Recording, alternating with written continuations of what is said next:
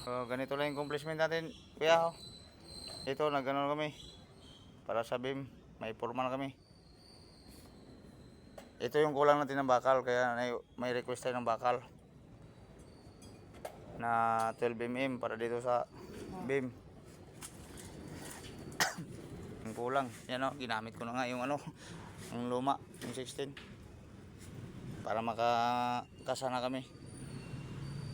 So yan o, wala pang bakal sa ilalim yan, kulang yan. Isang piraso, 12 mm. Yan yung nagawa natin ngayon, papunta ron. Yun. Yun. Very good na yan. Ay, so yung iba pa, ito yun. Kaporma na kami dyan. Punta dun. Yun. Eh, kay dalawa lang naman kami pumasok. Pormahan namin yan. Nabakala na ito. Punta dito. Yan, punta dun. Yun. Papunta dyan. Tsaka may line up na kami dyan. Pang ano, siding lang ko lang. Bukas na yan. Pati yung bakal na yan. Bukas na rin yan. Pag madali na yung bakal bukas, kasi konti naman lang, makapagsapi na kami yan. Okay naman na din dito. Naging ano nga ako dito eh. Naging doble ako sa splice eh. Na ano ko eh. Bitin ako sa ano, G's kasi yung ano, una eh. Sabi ko lang anin, dinagdagan ko ng 12. May luma pa na ano eh. 12. Ay, yung isang piraso pala pinutol ko pala, hinati ko. Pinasok ko dito. Ayan, dinoble ko para matibay naman siya. Eh, pangit yun, baka may hihiwala yan eh. Ay, dinoble-doble ko na. Tingnan dito. Yan. Yan. Eh, pagdating dyan, eh, medyo kapos yung isa eh, maiksi lang eh. Dinugtungan ko ng malaki yan. Nisplicean ko ng malaki para abot dito. Saka hanggang dun. Yun. So ayos na yan. Yun na lang problema ko lang. Ito. Ito yung kulang. Yan. Isang diretso. Pero kakapusin yan doon. Kaya kailangan magdugtong pa rin pagdating doon. Pakapit tayo doon. Yan na lang problema natin. Kunting-kunti na lang. Sa next week, sigurado na to. Arangkada na naman yung halo. Anong araw ba bukas? Ay, bis na bukas? Next week talaga to. Oh, Biyernes na tayo. Bibirahin na natin to ng ano.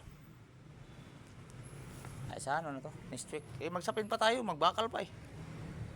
Sasapin pa tayo. Pagsapin. Magbakal.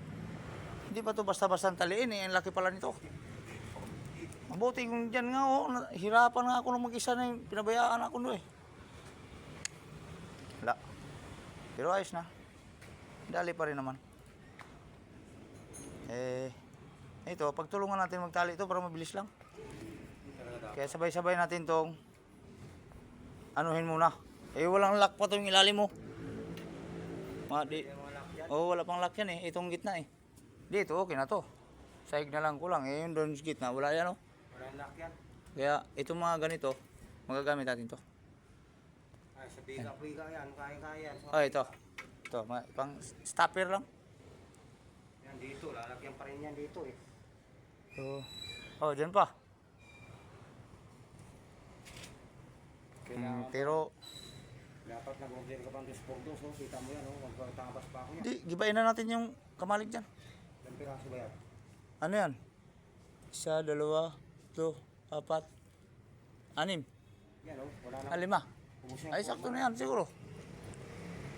Gibayin na natin yan. bukas yun. Doon dito yan oh. Tingin ko. Kasi yan. Gibayin na natin yan, yung forma na yun dyan. Sayang yun. Eh, ito pa oh. Oh, so, Yan lang gawa namin kuya, yung yan. Naglagay ng gabay dyan para sa sandayan ng forma sa beam at yung bakal. Yan, sa yung forma doon. Doon, puro mga 0-0 na lang yung mga ginagawa namin. Mahirap masuruko. Ay, hirap talaga. Pero kaya. Kaya. Iyak nga lang. Iyak talaga. Ito, bukas na to. Pagdating ng deliver bukas umaga. Wala, ilang piraso na lang yan. Saglit na lang yan. Tama-tama, mag-chipping pa sa umaga pagdating. Ay, lock yan. Ito na mag-lock oh. Yun, nakalock na dun eh. Ito na lang gitna, wala eh. Ano lang eh, hindi kagaya dati eh. Tangan ng halos buo eh. Birahin natin yan ng ano. Pag wala pang deliver ng bakal, yun ang tirahin muna natin. Yung forma ka mo. Oh, yun dun. Habang wala pang ano. Habang wala pa yung kahoy. Kailangan natin magtulungan yun. May smokoy na naman tayo doon. Kapag masikip na. Ang hirap. Hirap nga rin doon yung unay sinalpak mo. Ano na, kaunti na lang. Hanggang dyan lang muna yung video natin. Thank you very big.